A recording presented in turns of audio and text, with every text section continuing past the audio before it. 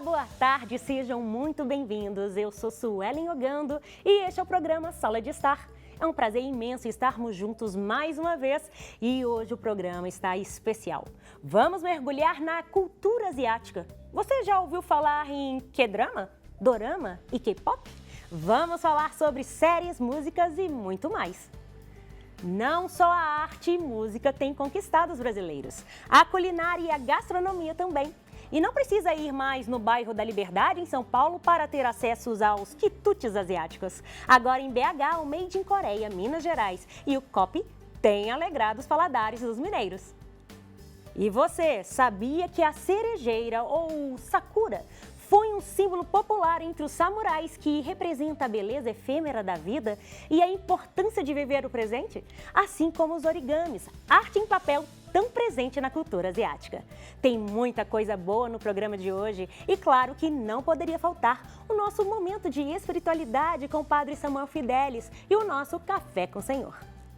Então, já se ajeita aí no sofá, fica bem confortável para passar essa tarde com a gente. Você é o nosso convidado aqui na TV Horizonte. O Sala de Estar já começou.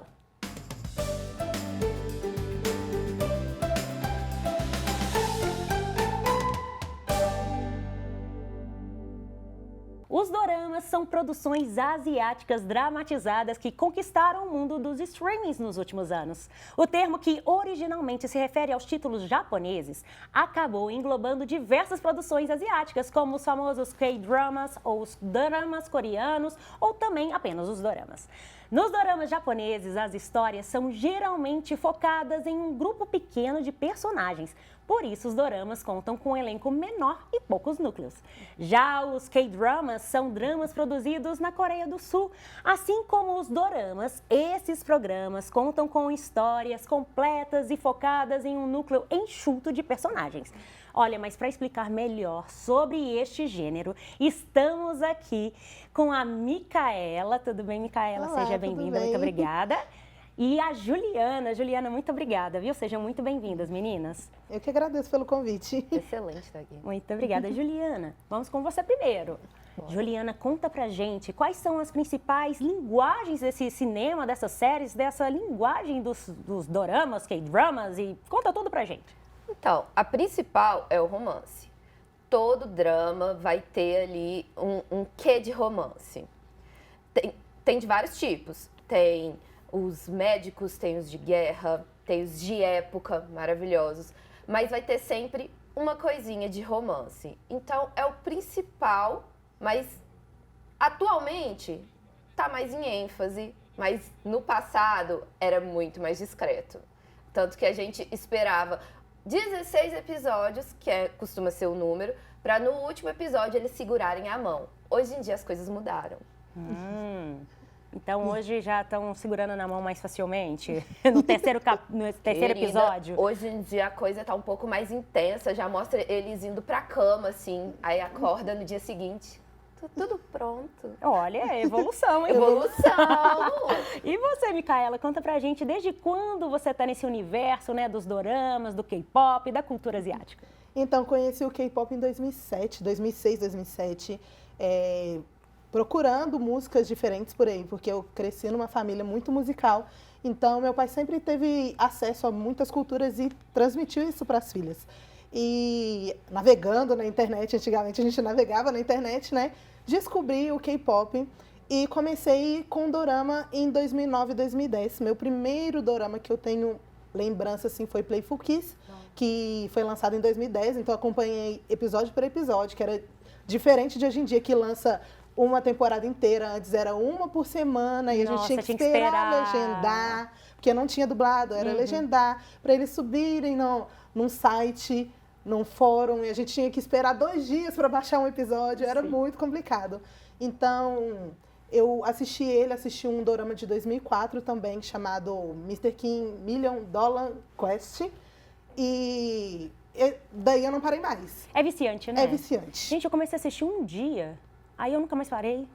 É assim mesmo. O negócio é viciante. É viciante. Uma vez que você começa, você não consegue mais parar. Ou é aquela coisa, ou você ama ou você odeia. É, verdade. Dorama é assim, com a facilidade dos streamings, Agora, que nem a Micaela falou, você assiste tudo de uma vez. Mas tem os que ainda estão em lançamento que a gente ainda tem que esperar lá. O lançamento semanal, 2 episódios por semana. Nossa, é incrível. Ô, Ju, conta pra gente, o que você acha que tá tendo esse sucesso todo pelo mundo afora? Eu lembro muito que em 2020 o filme Parasita, né, com relação ao Oscar que ganhou, deve ter ajudado bastante também nesse mundo cinematográfico, né? Porque uma coisa é dorama, na perspectiva de série, né, nesse quesito. E agora no cinema, como é que você avalia isso? Realmente, Parasita deu um boom ali, foi aquele discurso todo em coreano no Oscar, chamou atenção. Eles fizeram aquele discurso no idioma original para provar que legenda, sabe? É necessário, essa coisa de só dublagem acaba apagando muito a cultura. E com isso foi parar em todas as mídias, chamou muita atenção. E quem já era dali, dos doramas, da cultura ali, consumindo a cultura do K-pop, coreano no geral, achou maravilhoso e virou para as pessoas e falou: a gente não falou o tempo todo que era muito bom? E os doramas, eles trazem em si, cada episódio, uma qualidade cinematográfica. Não é um episódio filmado normalmente como se fosse uma novela aqui do Brasil. Eles realmente colocam uma qualidade de cinema lá em cima. Você fica assim, meu Deus, é tudo tão perfeito. E cada episódio tem mais de 1 hora. Nossa, é incrível isso, né? Porque normalmente tem uns que são só 30 minutos, 45. Ô, Micaela, e na sua opinião, qual que é o melhor? É o dorama japonês? É o chinês? É o coreano? Tem o tailandês também? Eu sou suspeita pra falar porque eu adoro a Tailândia, mas no meu coração o dorama coreano ele ganha bastante, porque já estou há mais tempo nele, né? Já me familiarizei mais com a linguagem. E dentro do dorama em si tem muitos segmentos. E o dorama coreano, eu sou muito apaixonada com os de época, porque eu sou professora de história também. Que lindo, legal. E essa parte cultural me pega muito. Sim. Os japoneses são muito bons. Eles têm uma pegada muito mais emocional. Todos os doramas japoneses que eu assisti, eles são mais... pegam numa ferida da gente, sabe? É uma coisa mais intensos. Emocional. São intensos. E são diretos. Uma coisa que, pra gente... estranha um pouco no início, porque a gente é mais de amenizar, perguntar tudo bem, a gente fala tá tudo ótimo mesmo não estando. Eles não, falam, tá ruim, não, tá péssimo, tô morrendo. Oh, meu Deus. É muito dramático. Sim. E isso o pega chinês? muito gente. O chinês é mais fantasioso. É uma magia? coisa Mais magia. Samurais Fadas, e- samurai. Samurai nem tanto que samurai é mais pro no Japão. mas é uma coisa mais de fadas. Demônios e Hum. paixão entre povos diferentes. É uma coisa mais fantasiosa. São planetas, lugares diferentes, divindades. E é uma coisa que a gente gosta, mesmo adulto, criança, adulto gosta. Porque é uma fantasia que a gente tem desde pequenos, desde criança, né? Legal. E os doramas chineses, eles trazem isso. E meio que tampam um lugarzinho no coração da gente. Então a gente fica... A gente sonha com isso. E eles conseguem trazer uma história muito boa numa fantasia que seria impossível, até muito difícil de acontecer, mas que consegue tampar essa lacuna, então é muito bom. E os tailandeses são os romances exagerados, que a gente gosta muito. Então, Você acha que está superando aquelas novelas mexicanas, gente? Porque eu ouvi falar que tem um canal aberto que está querendo substituir novelas mexicanas por coreanos, porque está sendo um sucesso pelo mundo afora.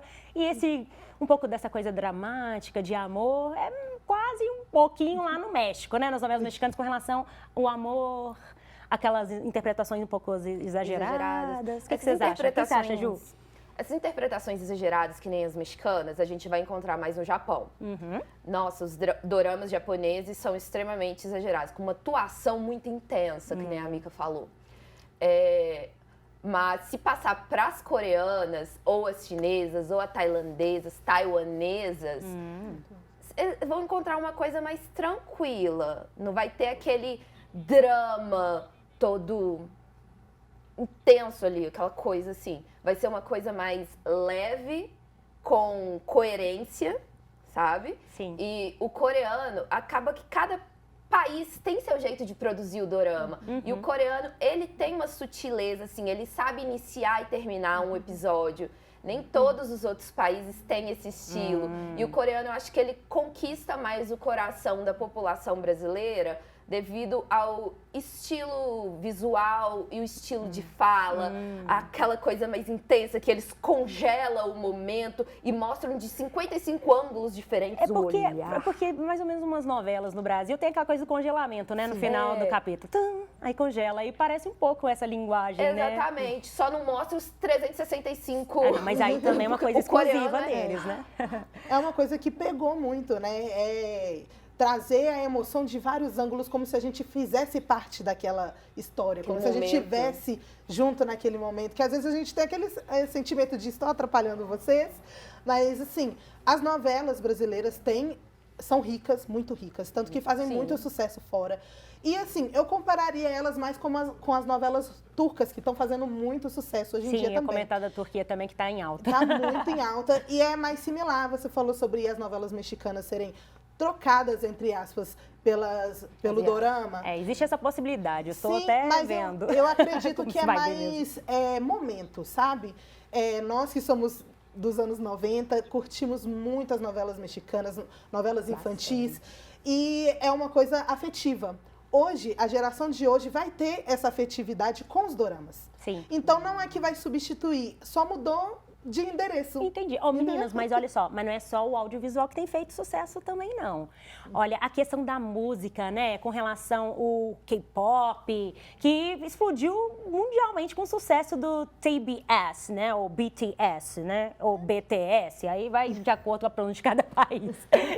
E o K-pop, ele engloba toda a questão da produção, do mainstream, da indústria musical coreana, e o que significa que pode também encontrar outros tipos de canção, né? Sim, outros gêneros musicais, não é só a coisa dance, não. Ju e Micaela, o que vocês acham que fez tanto sucesso nessa questão musical? Posso falar? Primeiro, assim, o K-pop é basicamente como o dorama, sabe? Ele pega ali numa afetividade. Porque o K-pop, ele é um gênero musical, mas é um gênero que abrange outros gêneros. A linguagem, ela, de primeira, é estranha, mas conquista. E, assim, o bom que teve... Hoje a gente se fala muito do BTS. Eles são, assim, extremamente famosos no mundo inteiro, merecem a fama que têm, mas eu acredito que o que deu bom para eles serem famosos, o que é hoje, veio com Gangnam Style do Psy lá em 2012, quando estourou, foi o primeiro vídeo do YouTube a ganhar 1 bilhão de visualizações. É uma música que para muitos é um meme, né, porque é engraçada, é diferente, mas é um estilo musical muito presente na Coreia. E pra gente que gostava e não tinha esse espaço, foi ótimo. Legal. Porque ele chegou aqui, foi pro carnaval, englobou a cultura coreana com a brasileira e com isso abriu espaço para outros grupos. E desde então outros grupos vêm vindo muito pro Brasil, pra América do Sul, e é muito bom. E eu acredito, assim, que o gênero tendo outros gêneros, porque a gente fala muito do K-pop, que é o popular, né? Mas existe o hip hop, o e tem R&B, as girls bands também, né? Lá da região. Tem grupos femininos, masculinos, mistos, bandas de rock, que são muito boas. Tem o trote, que dá pra gente comparar mais ou menos com o sertanejo do Brasil, que é a música popular do país, é o trote, é muito bacana. A gente gostaria que todo mundo conhecesse, porque assim como o Brasil é rico na cultura musical, né? Na diversidade, a Coreia também é. Legal. E o K-pop tá abrindo esse espaço, sabe? Legal demais. Meninas, já estamos acabando, mas vamos para a última pergunta. Ju, responde pra gente. Na sua opinião, quais são as músicas mais legais que estão nos doramas? Nossa. Ou das bandas, né, relacionadas? Geralmente, acaba tendo um artista, um idol do K-pop nos doramas. Houve um momento, assim, que a população coreana não estava aceitando isso. Idol não sabe atuar. Mas, hoje em dia, eles já conseguem provar. A gente sabe atuar, assim, tão bom quanto quem sempre foi ator. E, geralmente, tem música deles na OST das novelas. Então, sempre acaba tendo aquelas mais famosas que veio através deles. Mas teve aquela de Goblin, que viralizou em tudo quanto é lugar. Você consegue achar vídeos de memes que é do momento lá que ele encontra ela e já começa a musiquinha romântica, congela tudo. É maravilhoso. Então é por aí. Legal demais, meninas. Acabou o nosso tempo. Eu estou muito feliz de ter vocês aqui para a gente discutir sobre esse tema, né? Que é tão novo ao mesmo tempo. Para vocês já é uma coisa assim, né? Ou já 1000 anos já conheço. Mas tem muita gente agora que está chegando para conhecer sobre os doramas, sobre a música. Então, muito obrigada pela participação. Sim, eu gostaria de fazer um convite para todo mundo. Sim, por favor. No dia 14 de setembro a gente vai fazer um evento de K-pop, dorama, lá no Teatro Estação BH, dentro do Shopping Estação em BH, a partir de meio-dia, onde vai ter lojistas que vendem artesanatos coreanos, vai ter lojas de produtos coreanos, a gente vai ter apresentação de dança, de canto e um desfile baseado na moda sul-coreana. Qualquer coisa é só entrar lá no nosso Instagram do kpop.mg, que vai estar todas as informações. Os preços estão super acessíveis, porque a gente quer mesmo trazer a família para dentro do teatro, para dentro desse mundo, e para todo mundo se divertir em conjunto e ver que a cultura é para englobar todo mundo, tanto no Brasil quanto na Coreia. E é isso que faz a alegria da gente hoje. Ai, gente, perfeito. Muito obrigada, meninas. Eu que agradeço.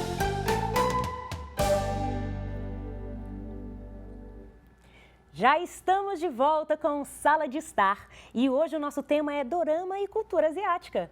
O dorama, por mais que seja uma arte voltada até para o audiovisual, ele virou de uma certa forma uma expressão de até se referir à cultura asiática. E nos vários filmes e séries se vê muitas comidinhas e bebidas típicas da região. E você, sabia o que conhecemos como o famoso miojo? Lá na Ásia ele é chamado de ramen. E os bolinhos de arroz? É o tteokbokki. E a soma destes dois, o ramen e o tteokbokki, sabe o que vira, gente? Vira o rapoqui. E a bebida deste lado é o soju. Bem, mas olha, para falar melhor, com mais propriedade sobre este assunto e essa vasta culinária, estamos aqui com a Dina Kim, do Made in Coreia, Minas Gerais, e o Guilherme Vasconcelos, do Café Cop. Gente, seja muito bem-vindo. Obrigada. Muito obrigado. Dina, conta pra gente quais são os principais pratos coreanos. Acho que o mais famoso hoje, que todo mundo pede, é o kimchi. Kimchi é uma selga coreana em conserva, apimentado. É como se fosse uma saladinha gelada e ele é consumido em quase todos os pratos coreanos, assim, no dia a dia, porque no café da manhã eles não tomam café, pão, café. É um prato mesmo e o kimchi ele acompanha em quase tudo. E um churrasco coreano, ele é um pouco agridoce também, ele é muito consumido lá. E o miojo, ele também está no dia a dia lá, só que chama ramen, como você falou. Ramen, legal. Guilherme, quais são os principais tipos de café dentro da Ásia? O que vocês conseguiram trazer aqui para Minas? Como é que funciona? Lá na COP a gente tem o café solúvel, que é muito famoso lá, que é o café Maxim. E eles pegam esse café e conseguem fazer diversos tipos de café, como café gelado, café americano. E a gente conseguiu trazer e replicar isso dentro da cafeteria. Então, hoje a gente tem o café coreano gelado, o café coreano quente, que são feitos com esse pó, esse maxim. E a gente também adaptou utilizando café especial mineiro. Porque lá na Coreia eles não conseguem plantar café, eles importam tudo, né? E como Minas Gerais tem grandes cafeicultores, né, um dos melhores do país, a gente pegou o café especial mineiro e juntou com essa de, vamos fazer um cold brew, um café americano gelado, que são bastante consumidos na Coreia do Sul. Um encontro que deu certo? Exatamente. Minas e Coreia? Exatamente. Legal. Dina, conta pra gente sobre a importância dessa questão da cultura aqui em Minas, porque é muito famoso lá na Liberdade, no bairro Liberdade lá em São Paulo, né? Também por causa da questão da colônia, né? Do pessoal da imigração que foi mais para São Paulo até para o Paraná. E aqui em Minas Gerais, como é que você chegou aqui? Como é que foi essa recepção? Essa recepção foi boa, porque quando eu vim morar em Belo Horizonte, eu não achava que tinha muitos coreanos, né? E falava para mim, você tem que ir em tal lugar específico que você vai achar um monte de coreano. Mas eu cheguei lá, só tinha chinês. Só que a gente descobriu que tem uma comunidade coreana em BH, que são pessoas que gostam da cultura através de dorama, K-pop, e que falam desse assunto, gostam desse assunto, mas sempre tinham que ir para São Paulo, Liberdade, comprar. Então, quando a gente vem com essa proposta de trazer os produtos coreanos para BH para atender os mineiros, a gente foi super bem recebido. Ai, que bacana. Guilherme, a gente vê muito nesses doramas, aquele chazinho de bolhas, né? Que tem umas bolinhas. Sim. Ele, inclusive, ele é originário de Taiwan, né? Na década de 80. E como é que vocês conseguiram incorporar isso para Belo Horizonte, dentro da cultura coreana? Eu e a Diná, a gente vem estudando bastante sobre a cultura coreana, sobre coisas que tem lá que a gente possa adaptar aqui para o Brasil, né? E a história desse, é chamado até de Bubble, né? Bubble. Ele foi muito difundido na Coreia após idols, né? De bandas, de grupos de K-pop consumirem isso, né? E quando a gente foi fundar a cafeteria, né? Quando a gente pensou, esse era uma bebida que não podia faltar. Então a gente incorporou ela com diversos sabores, tanto da tapioca, que é a bolinha, né? Quanto do suco, do chás que a gente utiliza, e tem saído bastante, tem sido muito sucesso. Qual que você acha que faz mais sucesso? Olha, das tapiocas, a de blueberry é a que mais sai. E aí sai morango com blueberry ou uva com blueberry. Então, esses dois são os top 2 aí. Morango com blueberry, hein? Bem gostoso. Ó, vou até lá depois, tô até com vontade. Ô, Diná, conta pra gente com relação à importância de ter esse movimento todo, né? De repente, será que foi pelos doramas que realmente chegamos aqui em Minas? O que você aplica esse sucesso, né, da Coreia, isso tudo? Então, eu acho que começou com K-pop. Existem as bandas coreanas já há muito tempo e as novelas. Só que ainda o pessoal tinha acesso mais através da música. E agora, com as tecnologias, com a internet, o pessoal começou a ter acesso às novelas lá. Porque na época da minha mãe, a gente via por fita cassete. Era gravado as fitas, a gente alugava e via em casa e tinha que devolver. E era só em São Paulo que tinha. Então hoje, com a internet, o pessoal com os streams, tudo consegue ter acesso aos doramas.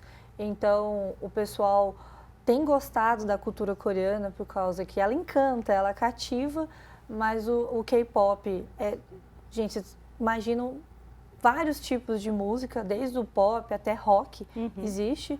E os doramas é porque eles têm conquistado, porque são doramas que você pode ver com a família. E eles são muito curtos, então o pessoal vê um dorama um atrás do outro. Entendi, legal demais. E Guilherme, nós falamos muito das bebidas, né? Incorporadas aqui com Minas. Sim. E com relação à comida? Então, lá na COP, quando a gente, né, criou ela, a gente decidiu não fazer uma cafeteria inteiramente coreana. Porque a cafeteria coreana ela é baseada muito na confeitaria, muito doce, essas coisas. E a gente preferiu fazer uma junção. Então, hoje a gente tem pão de queijo com bulgogi, que é o churrasco que a Diná comentou. Pão de queijo com a panceta levemente picante. Então, a gente está fazendo uma mistura, tanto aí na bebida quanto na comida, e pretende aprimorar mais ou acrescentar mais pratos coreanos no cardápio. Estamos aí, acho que há 4 meses, né, para 5 meses de funcionamento. Estamos testando, validando o mercado, vendo como é que vai ser. E, como a Diná disse lá atrás, quando o Made Coreia Minas foi fundado, a gente está tendo uma recepção muito legal na cafeteria também. Bacana. Também tem uma questão de festival também, né? Se eu não me engano, você estava até em Brasília? Sim. Conta pra gente. A gente estava no K-Festival, é um evento, é o primeiro evento acho que no Brasil que o objetivo é divulgar a cultura coreana. Foi um evento de 3 dias lá e deu 20 mil pessoas em 3 dias. E todo mundo querendo consumir e curtir o evento focado na Coreia. Inclusive tinha um grupo coreano lá se apresentando. Ô Diná, fala pra gente agora uma receita coreana. Oh, não. Quer saber? Vamos mostrar um vídeo você fazendo? Sim. Vai ser mais legal. Gente, olha só essa receita que a Diná vai ensinar pra gente. Fiz o tradicional churrasco coreano na misteira. Gente, vocês não vão acreditar, mas eu resolvi fazer aquele famoso churrasco coreano onde a carne é cortada bem fininha na misteira, de fazer misto quente mesmo. Então eu peguei uma peça de contrafilé, cortei bem fininho, fiz o molhinho que a gente vai passar a carne, que é óleo gergelim, sal e gergelim torrado. E passei manteiga na misteira e fiz. E deu muito certo, como vocês podem ver. Demora mais um pouquinho, porque a minha misteira, gente, é aquela que liga e desliga de acordo com a temperatura. Demorou no máximo 5 minutos aí, né? E deu muito certo. Vou falar pra vocês, Eu não acreditei que daria certo, foi a ideia do Renato, mas deu certo, pessoal. Então, para você não precisa ter aquele fogão, não precisa ter aquela chapa coreana. Uma maneira divertida e alternativa para você fazer o tradicional churrasco coreano aí na sua casa, tá bom? Anial, deixa nos comentários se você conseguir fazer, o que você achou da experiência, tá bom? Anial! Esperto, chegou na hora, cuidado, tá quente. Ficou bom? Ficou bom, né? Deu certo. Ficou bom demais. Dina, que delícia, hein? Nossa, eu tenho certeza que o pessoal de casa agora ficou com fome. Vai ser muito legal. Gente, olha aí, você que ainda não conhece o universo dessa culinária e dos quitutes, a Dina e o Guilherme, gente, trouxeram aqui pra gente uma linda cesta com alguns produtos aí pra vocês conhecerem. E como é que participa? Gente, olha, você vai entrar no Instagram, @canaltvh, nas redes sociais, curtir a foto da cesta e marcar 2 amigos, tá bom? E nós vamos também fazer uma collab, né? Vamos fazer, gente? Sim, vamos. Então, ó, @canaltvh junto com @made.coreia.mg, não é isso, Dina? Não, é made.in.coreia.minas. Gente, é isso, tem um in. Muito bem. Então, nós vamos fazer uma collab aqui, hein? Sim. Então, tá bom? Então, vocês, vão seguir, né, os 2 arrobas, curtir, marcar 2 amigos e boa sorte. Vai ser bem legal. Pessoal, muito obrigada pela presença de vocês aqui. Foi muito enriquecedor trazer tantas informações sobre Coreia, Ásia, como a gente consegue misturar os quitutes, culinária. E é isso, muito bacana. Muito obrigada, viu? Nós que A agradecemos gente que pelo agradece a convite. oportunidade. Muito obrigada. Durante a primavera no leste asiático, as árvores de cerejeiras, elas desabrocham e proporcionam um mix de cores. A temporada deste fenômeno acontece de março a maio em países como Japão, Coreia do Sul e China. E as flores de cerejeiras, elas representam novos começos, amizade e esperança.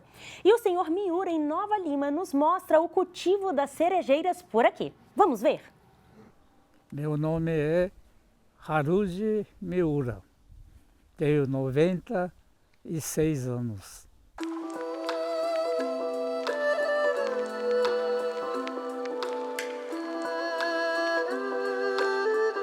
Quando mudei para Belo Horizonte, não senti absolutamente diferença, não, né? Porque o povo brasileiro muito bem acolhe a gente, né? Então, eu fico imensamente contente com isso e tratei de fazer tudo o que é possível para Minas Gerais. Eu estudava de manhã na escola brasileira, né? E à tarde, depois de 1 hora, depois do almoço, então a gente estudava o japonês. Depois de aposentadoria, eu falei assim, puxa vida, mas o que eu vou fazer? Eu tenho que fazer alguma coisa, eu não vou ficar parado, né? Eu tenho que fazer alguma coisa. E eu pensei, eu quero fazer alguma coisa para o Brasil. O senhor sabe que o Brasil aceitou e veio milhões de japoneses, né, para o Brasil trabalhar. E foi bem recebido. Então, eu, em compensação a isso também, eu decidi fazer alguma coisa para o Brasil. Então, falei assim, o que eu vou fazer? Aí eu lembrei, falei assim, sim, eu vou plantar cerejeira do Japão, Brasil inteiro. Aí eu comecei a trabalhar nisso. E fiz fui buscar no Japão a semente para fazer muda e trouxe a semente e criei aqui, plantei aqui para dar. E esses são primeiro a cerejeira que eu plantei aqui. Aí eu fiquei 5 anos mais ou menos plantando e aí um dia, belo dia, deu flor lindo. Aí o pessoal falou, nossa, que coisa mais bonita, quem que plantou isso, né? Ninguém sabia quem plantou, porque eu plantei, mas eu fiquei quieto, nunca falei que eu quero, né? Mas aí o pessoal daí que procurou, achou interesse porque era muito bonito, então ele veio para mim pedindo muda. E aí eu fui fornecendo muda para todas as pessoas que queriam, gratuitamente, né? Principalmente eu escolhi professores, né, catedráticos, tudo. Isso é muito importante, né? Importante no Japão. Professor é tudo no Brasil, no Japão. Brasil também deve ser, né? Nós chegamos a 80% do Brasil, até ali Amazonas, aquela região. Mas falta plantar aqueles estados brasileiros que tem lá em cima, né? Que é muito longe daqui, né? Mas eu não quero parar, eu quero construir, eu quero plantar lá também. Então, eu comecei a pensar, inclusive com o meu neto aqui que me ajuda, né? E plantar lá naquela região, naqueles estados brasileiros, né?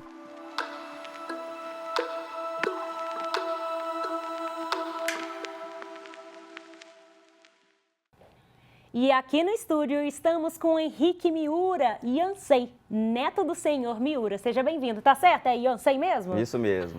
Perfeito. Seja Obrigado. bem-vindo, Henrique. Obrigado. Henrique, conta pra gente como que foi esse processo de adaptação das cerejeiras aqui em Minas Gerais, no Brasil. Então, né, o senhor Miura, né, que é meu avô, né, ele cultiva as cerejeiras aqui em Nova Lima, né, há mais ou menos 40 anos, né.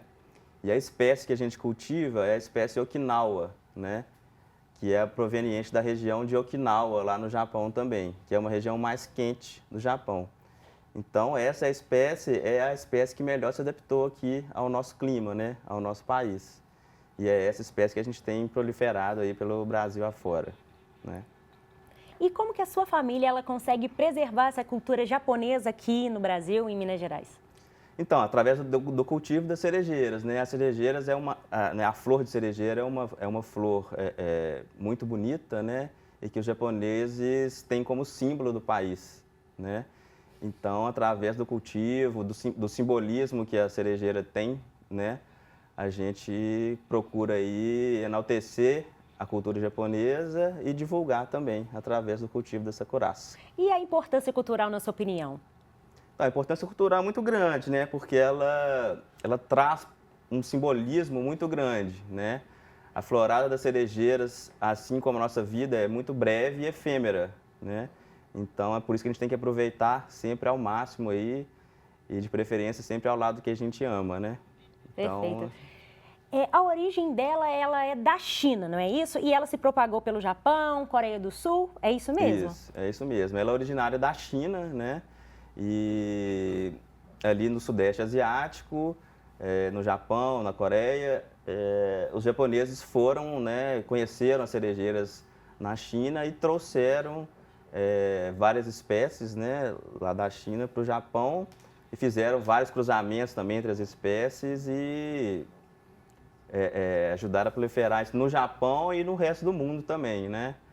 Para você ter noção, em 1912, né, o prefeito da cidade de Tóquio, no Japão, ele presenteou o governo americano, né, com cerca de 3.000 mudas, que foram plantadas lá em Washington, né, na capital dos Estados Unidos, e que todo ano eles fazem lá um festival bem bacana, bem grande também na cidade. E legal você estar falando de festival, porque aqui também em Minas Gerais nós temos o festival, teve um agora recente, conta pra gente. Teve sim, né? E aí no condomínio onde a gente mora, e o seu Miura plantou centenas de cerejeiras, né, a gente procura fazer o Hanami, né? Que é o festival de contemplação é um ritual, na verdade, de contemplação das cerejeiras, né? Que os japoneses fazem todo ano quando as cerejeiras estão floridas por lá, né? Os japoneses se reúnem, né, com os amigos, a família e vão para debaixo das cerejeiras fazer um piquenique, né? Ah, que legal. E aproveitar ali a floração das cerejeiras, que como eu disse, é bem rápida, né? Henrique, então vamos aprender hoje a fazer origami? Vamos lá. Vamos lá. Olha, gente, hoje nós estamos aqui com a Isa Klein. Tá certo? É Klein. Klein. Chique, Isa, muito prazer. Prazer. Obrigada, viu, pela sua presença aqui. Pessoal, é o seguinte, a cultura asiática, ela é muito importante, a questão dos origamis, que é uma arte em papel tão presente nos filmes e séries. Acredita-se que a arte do origami surgiu entre os séculos 5 e 6, quando o papel foi criado e chegou no Japão. E nós vamos aprender hoje. Eu estou super empolgada. Você vai ensinar pra gente o que hoje? Hoje nós vamos aprender uma borboleta, que é um símbolo universal de transformação, e nós estamos aqui para nos transformar cada dia. Maravilhoso, muito bem. Então vamos aprender? Tá preparado aí, Henrique? Tô preparado. Vamos lá, hein, gente? Estou ansiosa. Como é que funciona? Vamos. Nós vamos fazer essa peça. O papel, muita gente tem dúvida se é necessário usar um papel específico de origami, mas não, esse aqui é um Color Plus que a gente consegue comprar em papelarias.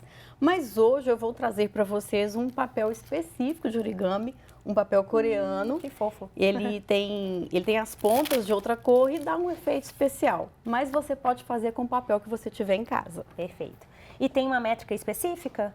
São papéis quadrados e você pode fazer do tamanho que quiser. Essa borboleta, foi feita num papel de 10 por 10 centímetros. 10 por 10, ok. Isso, sempre quadrado. Esse aqui tem uma medida específica de 11,7, mas é possível fazer de qualquer tamanho. Aquelas menores, por exemplo, são feitas num papel de 5 centímetros. 5 centímetros das menores. Exatamente. Lindíssimas. Então, vamos começar? Vamos começar. Preparado, Henrique? Vamos lá. Preparado. Vamos ver. Primeiro nós vamos dobrar uma borda até a outra. Se você tiver com papel colorido como esse, a parte colorida está para cima. É importante vincar bem.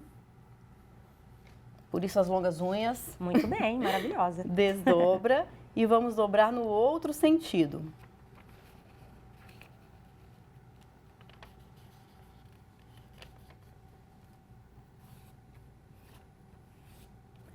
Desdobrou, vamos dar a volta no papel e agora com o lado branco para cima vamos dobrar as diagonais, ou seja, vou unir pontinha com pontinha.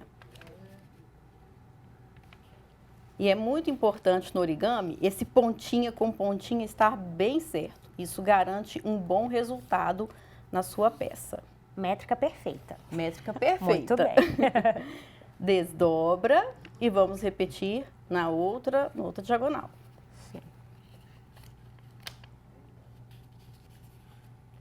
O origami ele é feito de bases e essa aqui é uma base que se chama bomba d'água. Nessa posição do triângulo, eu vou juntar as pontas. Ah, que lindo.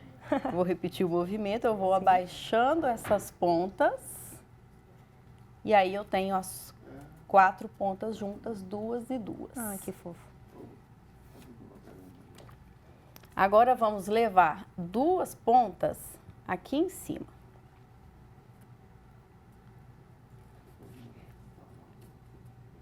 A outra também. Como eu já estou acostumada aqui, eu já até vejo a borboleta. Ai, que lindo. Nessa posição, viro para o outro lado, estou aqui com o triângulo inteiro. E agora a pontinha que está aqui embaixo, ela vai para cima, passando um pouco dessa linha, para a gente ter uma cabecinha na nossa borboleta. Muito bem. Levou lá para cima. Veja só, eu passo um pouco da linha do triângulo. Sim. Venho marcando e deixo esse espacinho para que marque bem as asas da borboleta. Dou a volta. Agora eu vou dobrar o meio Ela já começa a aparecer. Já começa a aparecer. Tô vendo, já nascendo já. Dobramos ao meio. Nessa posição, você vai ver que aqui é o que eu chamo de a cabecinha da borboleta.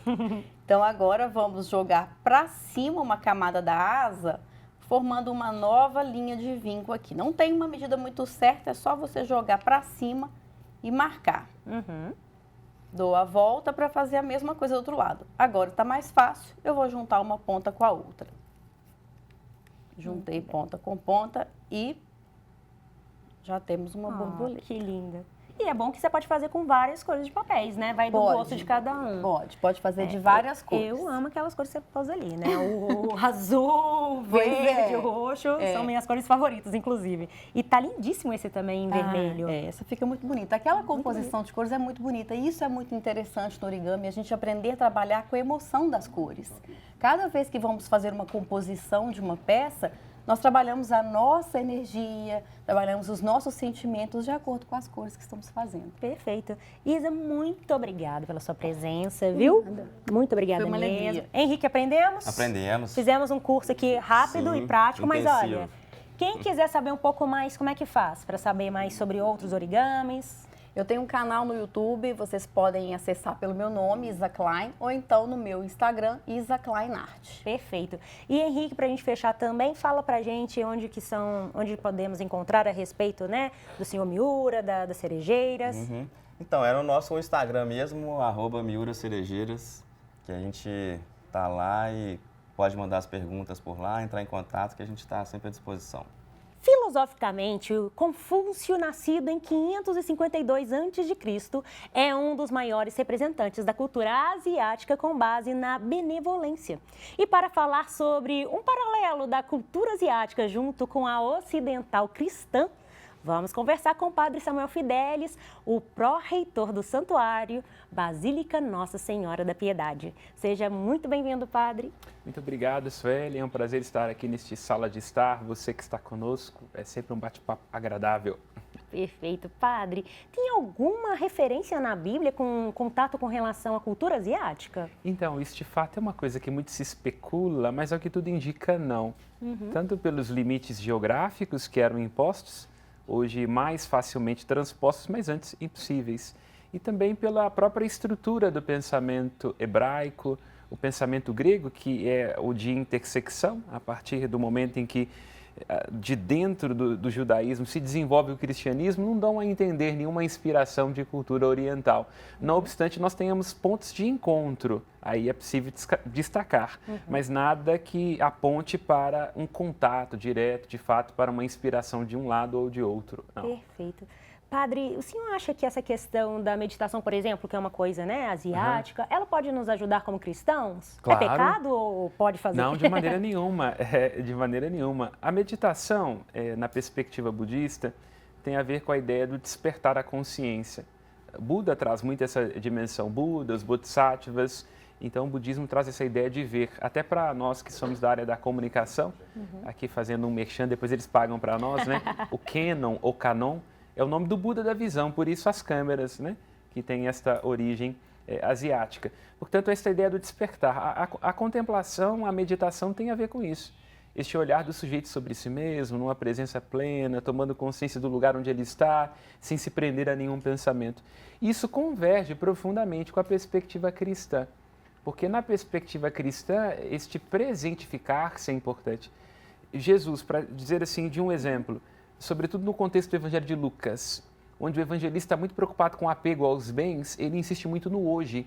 Então, hoje, hoje, hoje. Isso converge muito com a perspectiva oriental, essa consciência do agora, que é o que de fato nos pertence e nos pertencer, porque o agora, o presente, ele é fluido. Sim. Daí a meditação e a contemplação há uma convergência profunda nesse caso. Verdade. E, Padre, o que a gente pode aprender também mais com essa cultura asiática? Então, eu diria que, antes de tudo, para pensar de maneira resumida, a dimensão da compaixão. O budismo traz essa ideia de que a compaixão e a generosidade, essa consciência de que nós intersomos, de que nós viemos aqui para nos despertar, tudo isso pode ajudar muito a nós termos uma vivência madura do cristianismo. Porque o cristianismo traz uma noção de misericórdia, que ele é muito positiva. Porque diferentemente do budismo, o cristianismo é teísta, então tem a ideia de um Deus, que é diferente do budismo, que não é propriamente um caminho espiritual ateu, mas que não pressupõe essa ideia de um Deus em si, né? Buda, na verdade, somos todos nós, na perspectiva do budismo.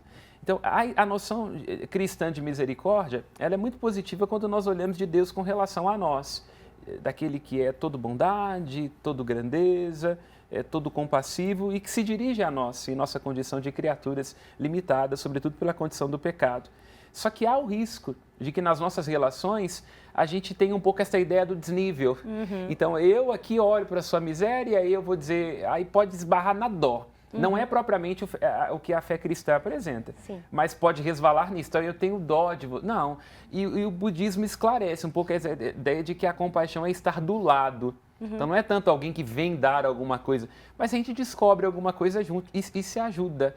Um pouco sem ter muita noção de para onde a gente está indo, mas com uma consciência de que podemos chegar num lugar melhor. Então, o budismo é mais despretensioso nessa perspectiva de que a compaixão ela tem mais a ver com uma reciprocidade, com uma irmandade, do que alguma coisa que vem de fora para dentro. Então, diria que é uma perspectiva interessante. Sim. E, padre, a gente observa também uma crescente do evangelho chegando lá na Ásia, que antes era tão perseguida a igreja. É porque os jesuítas fizeram um pouco de besteira também. Acontece. A primeira recepção foi positiva. Quando os jesuítas, nesse seu grande ímpeto, né, com as grandes navegações, vão até a Ásia. Só que num primeiro momento, sobretudo porque o confucionismo, o budismo estava mais assimilado com aqueles que são os valores próprios do Oriente, né? O dever, a lealdade, o respeito. Isso acabou entrando um pouco em rota de colisão. E penso aqui como uma autocrítica que os jesuítas perderam um pouco a mão nesse momento, no ímpeto de evangelização, faltou talvez um pouco mais de abertura ao diálogo e acabou tendo movimentos assim, bastante trágicos, até de perseguições, de mártires, como nós temos no contexto de Japão e outros lugares ali da Ásia. Então a recepção positiva num primeiro momento, mas pelo fato de que talvez faltava um pouco de sensibilidade nos jesuítas, a própria relação dessas tradições espirituais com os impérios asiáticos, aí foi uma rota de colisão. E agora nós temos uma outra aproximação, que acredito que tem a ver com a globalização. A globalização traduz aquilo que um teólogo francês, muito interessante, ele disse, né, que é o Teilhard de Chardin, tudo que sobe converge. Então a ideia é que se sobe, se aspira, então converge para o mesmo ponto. Acho que a globalização, esse processo de convergência, transmídia, contribui para isso, para que a gente possa ver mais os pontos que são comuns, mais de colaboração, de cooperação, de interação, do que aquilo que nos diferencia, ou propriamente pode ser uma oposição entre nós. Então acho que essa aproximação é muito positiva. E a gente observa também a presença, né, hoje do cristianismo lá na Ásia, naquela região toda, mas com, se eu não me engano, são católicos ortodoxos. Como é que funciona isso? Então, há várias expressões. Dentro da própria Igreja Católica há vários ritos, os ortodoxos também têm uma presença ali um pouco menor. Há começa a crescer mais a presença dos protestantes também, sobretudo estas nossas religiões aqui de matriz pentecostal. Nós temos aqui expressões religiosas de matriz protestante que estão lá também com a presença cada vez maior. E em alguns casos mais complexos, no caso da China, por exemplo, onde há uma íntima relação com o Estado, o que faz até em alguns casos a Igreja Católica ser um pouco criticada no sentido de talvez devesse ter uma palavra mais firme contra o regime instaurado na China. Então, há uma crescente, uma descoberta, que ao que tudo indica tem a ver com essa ideia da globalização. Agora, uma recepção um pouco mais madura, né, daquilo que em outros momentos gerou circunstâncias embaraçosas. Perfeito. Padre, agora chegou naquele momento das perguntinhas. Vamos ver agora o que o pessoal tem para falar. E eu gostaria também de convidar vocês para fazer essas perguntas, participando sempre com a gente, porque o Padre Samuel está aqui sempre tirando as dúvidas, trazendo curiosidades. E agora, então, chegou a hora do quadro Padre Nosso.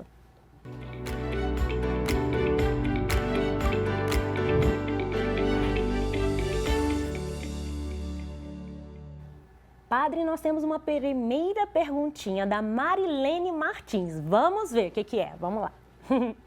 Padre, eu estou assistindo muito dorama, que são as séries, né? Enfim, as novelas coreanas, ou japonesas, chinesas, enfim. E o meu marido reclama que eu não dou mais atenção para ele. Isso é pecado, padre?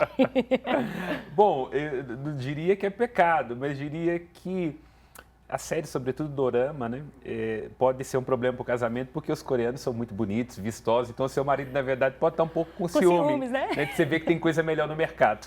Fala para ele ficar mais tranquilo, que é do outro lado, do Atlântico ou do Pacífico, dependendo. Pode ficar tranquilo. Agora, de fato, se você está se inspirando por essas séries, então significa que o casamento está demandando romantismo, né? Uma das linhas dessa série está muito ligada a isso. Então é falar para o seu esposo que talvez seja permitir ao amor ir para a terra do sol nascente, quem sabe, para poder florescer alguma coisa nova, uma renovação, né? Trabalhar melhor os origamis. Sim. Então, acho que seria interessante para dar uma pimentada no casamento, para não ter que ver tanto dorama. Pode levar também no restaurante, agora que também aqui em Belo Horizonte já tem restaurante também asiático. As comidas japonesas são um sucesso entre as mulheres, né? Mas brincadeiras à parte, eu diria que é isso, é próprio do relacionamento esse desejo de intimidade. E no relacionamento é muito importante compartilhar gosto, valor. Então, ajudá-lo a perceber se ele pode também gostar, apreciar a cultura junto contigo, ajudá-lo, convidá-lo a conhecer muito dessa cultura que é muito enriquecedora. Né? Faz uma pipoquinha, assiste junto. Isso, pronto, acho resolvido, dá uma sugestão. Vai ser bom sentir este calor humano. Muito bem. Vamos para mais uma pergunta, vamos lá. João dos Santos. Padre, meditar com os ensinos do budismo é ir contra a Igreja Católica? Não necessariamente, inclusive eu sou desde há muito um grande admirador do budismo, dos sutras budistas, da própria ideia do Siddhartha Gautama, esse despertar espiritual dele. Então, ver ali aqueles elementos, esta própria dimensão dos valores, a ideia das nobres verdades, a ideia de que temos que combater os 3 grandes males, a ganância, a raiva e a ignorância, de que a mente deve ser temida como serpentes venenosas e assaltantes vingadores. Então, tem uma série de frases do budismo que contribuem muito para uma vivência da fé cristã. O desafio o budismo é uma tradição religiosa que prescinde da ideia de uma revelação, de uma salvação, da própria ideia de um Deus pessoal. Então, aí quando começa a esbarrar isso, pode ser um problema. Para nós cristãos católicos, evidentemente. Agora, enquanto houver uma tradição espiritual que nos ajuda a ser mais humanos, aí, claro, quanto mais, melhor. Perfeito. Temos uma terceira pergunta. Vamos ver lá na tela aqui, ó. Vamos ver. Valdete da Costa. Padre, minha filha não para de escutar e cantar essas músicas de grupos coreanos. É pecado ela ficar cantando essas músicas seculares? Muito bom. Há sempre esse risco, essa disputa. Bom, a música, antes de tudo, para dizer, e isso faz convergir a cultura grega na ideia da paideia, que é essa educação que desperta, do ponto de vista também da educação, no sentido de um autodesenvolvimento da interioridade, que está muito ligado aos asiáticos. A música plasma nossos sentimentos, nossas percepções, nossas emoções, altera o estado de consciência. Todo mundo já deve ter ouvido falar daquela ideia do fator Mozart, né, que inclusive as vacas, por exemplo, podem produzir mais leite escutando Mozart. Sim. Então, quer dizer, há uma influência. O fato as músicas coreanas, essa outra estrutura melódica, rítmica, harmônica, se elas estão contribuindo, seja para o autoconhecimento, para a meditação, ou então para criar conexão. Os jovens precisam muito disso, se sentir ligados a uma tribo, não tem nada de errado nisso. Então não é o fato da música não estar ligada ao contexto sacro que, de alguma forma, significa que não é uma música boa ou que ela vai atrapalhar. Não, muito pelo contrário. Não necessariamente nós ficamos o tempo todo escutando música de igreja, ou Bach e Mozart. Não, há várias músicas e que bom se está criando um ambiente de conexão, de bem-estar. Não tem nada de anticristão nisso. Perfeito. Padre Samuel, muito obrigada pela sua presença. Semana que vem voltamos com temas também, vamos ver o que eles vão perguntar. Estou curiosa para as próximas perguntas, para ser sincera. Eu também fico alegre, até o dia que eu for preso, dependendo da resposta. Não, tá tudo certo, tudo certo. Mais uma vez, muito obrigada. Eu que agradeço. E queremos contar com a sua participação também. Se você tiver alguma pergunta para o Padre Samuel, mande pelo WhatsApp. 31 9 o 9642 o 8473, tá bom, gente? Já estamos de volta e chegou aquele momento especial do programa. Chegou a hora do Café com o Senhor.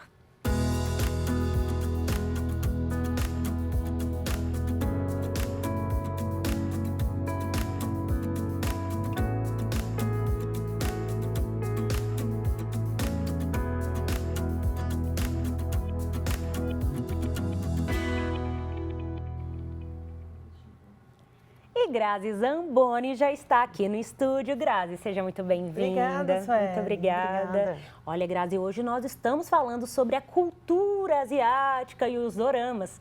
De acordo com o Ministério das Relações Internacionais do Governo Federal, os primeiros registros da imigração no Brasil se deram em 1962, quando cerca de 109 pioneiros coreanos partiram de Busan com destino ao Porto de Santos.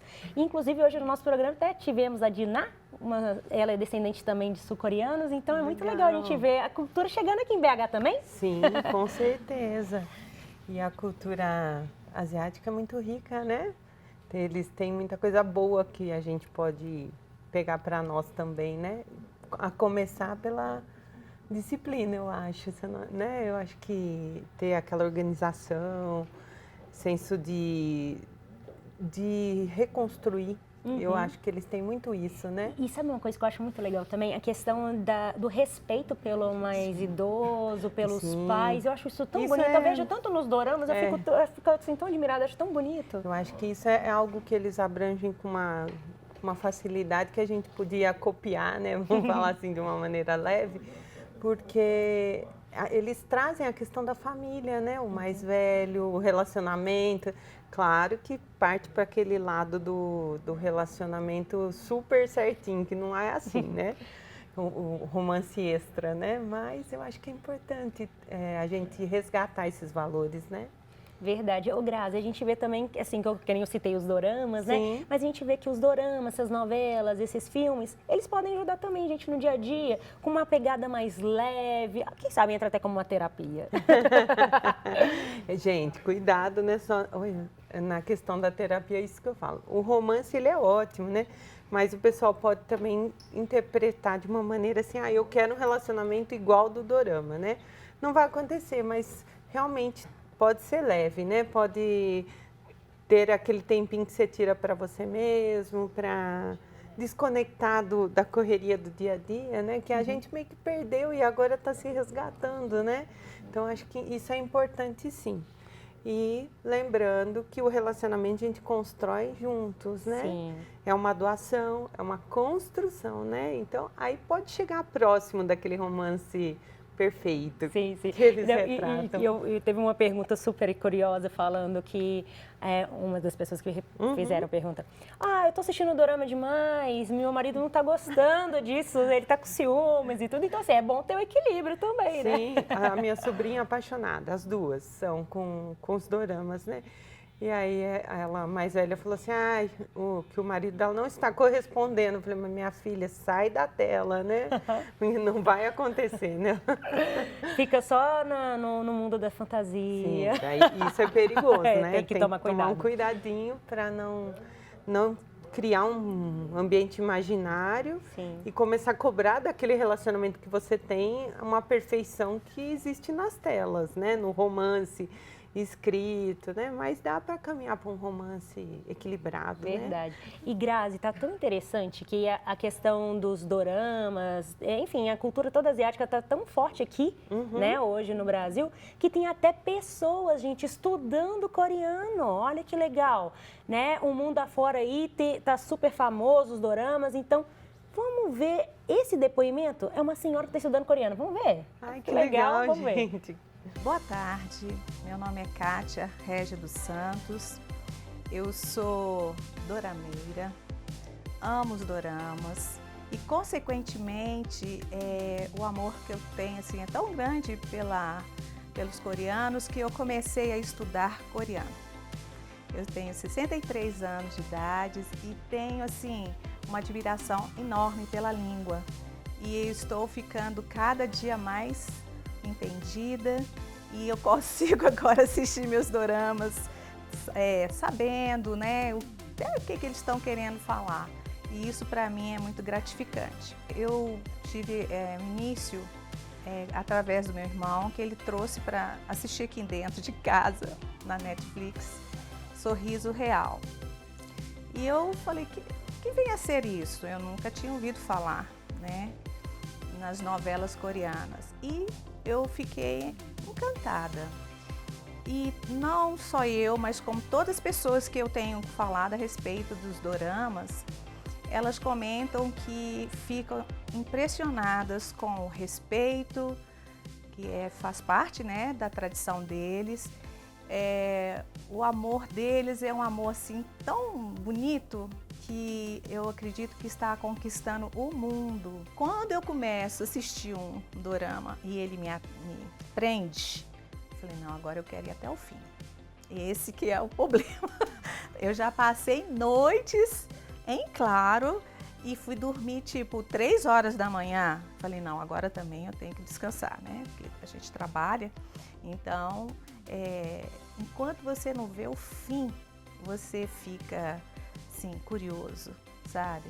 E isso que é realmente o que prende a gente. Não só eu, viu? Eu já conversei com várias pessoas e elas fazem a mesma coisa que eu. Isso é muito interessante. Olha, eu costumo falar com as minhas amigas que ainda não conhecem o dorama, eu falo o seguinte, é perigoso. Se você começar a assistir, você vai viciar. Você vai ficar atraída de tal forma que você não vai querer deixar também. Mas é tão gostoso porque eu tenho assim, depoimento de outras pessoas que pensam como eu, que é um tempo que a gente tem de relaxamento, sabe? A gente relaxa, as histórias são muito bonitas, são românticas, sabe? Você chora, você ri, você faz tudo e isso traz tranquilidade para você mesma, sabe? Dá uma paz de espírito assim legal, porque você sai do estresse do dia a dia.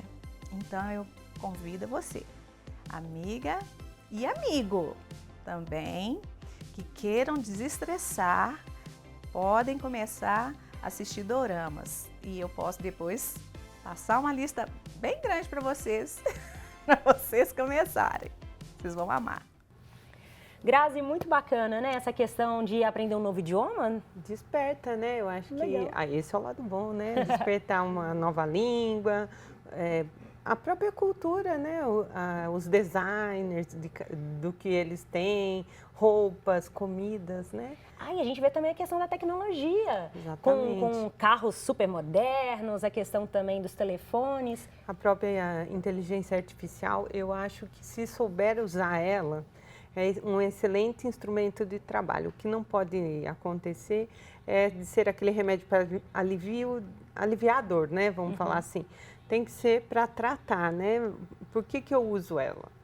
É para me acrescentar ou é para mim ficar na zona de conforto, né? Sim. Porque ela está sendo usada na saúde, na tecnologia industrial, né? Sim, vários lugares, né, que são super importantes.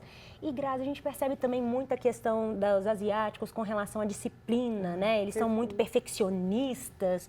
Como que você acha que isso pode impactar a vida deles e como que a gente pode aprender também algo com eles? Gente, acho que aquela cena, há uns anos atrás, dos japoneses recolhendo lixo, lembra? Né? Foi na Copa, eu acho, né? Para mim, todo mundo tinha que ser assim, né? Inclusive, não sei, eles, quando crianças, vão para a escola e faz parte da disciplina de educação. E aí eles aprendem a ter um respeito pelo professor, pelo mais velho, que a gente comentou, né? E, inclusive, não existe uma pessoa para limpar a sala de aula. São os próprios alunos que fazem a limpeza do seu espaço e mantém aquele lugar organizado. Então, assim, gente, maravilhoso, né? Isso leva da escola para casa, da casa para a escola e para a vida. Isso é maravilhoso. Então, eu acho que se eu faço a minha parte de recolher esse lixinho, você faz a sua, diminui o trabalho do outro, né? Sim. Reciprocidade, empatia, né? Tudo mais. E até na escola, né? Que normalmente a gente vê em alguns filmes, enfim, o ensino médio é tão puxado, né? Para alguns que sofrem bullying, para outros tiram de letras e tudo. Mas o fato é que se você tem uma disciplina, um respeito pelo colega, pode tentar amenizar um pouco essa época tão conturbada para alguns. E eles levam muito a sério, né, Sueli? A questão do estudo. Então, assim, eu tenho que fazer, não é uma obrigação, eles são dedicados àquilo. O estudo para eles é algo que vai acrescentar na vida, né? Não só naquele período, não é uma obrigação mesmo. E vai levando, né? Então, isso é bacana deles. Acho que a gente tinha que ter mais isso aqui no Brasil, no nosso continente, né? Acho que seria algo a se fazer igual. Perfeito. Grazi, muito obrigada pela sua participação. Imagina, Tudo Sueli. muito legal, saber tantas informações e sempre essa troca é muito importante. Gosto Que bom. demais. Semana que vem estaremos juntas. Muito bem, muito Horário obrigada. do cafezinho. E olha esse café, gente, que maravilhoso. Gente, a mesa tá linda, né? Sabe por quê? Essas delícias são lá do Convívio Emaús, que tudo é preparado artesanalmente, com muito amor e carinho, igual os produtos feitos em casa. E hoje nós vamos experimentar um bolo. Olha, gente, que lindo! Um bolo bem gostoso aqui. E se você quiser encomendar esta e outras delícias, é só entrar em contato pelo telefone 31 3375 2233 ou pelo perfil @saboresemaús. E a gente fica aqui com esse café maravilhoso. E você pode rever as entrevistas e as matérias do Sala de Estar no canal da TV Horizonte, no YouTube, e assistir a nossa programação em tempo real. Aproveite também e siga a TV Horizonte nas redes sociais, onde você encontra os melhores conteúdos da nossa programação. E para lembrar ainda, viu, Grazi? Olha, que estamos nos canais 30.1 HDTV Digital, o 159 do Vale Net e o 513 da Vivo TV. Tá bom, pessoal? Então, muito obrigada a você aí de casa. Foi um prazer imenso estarmos com vocês nessa tarde. Eu sou a Suelen Ogando e eu te vejo no nosso próximo programa. Até mais!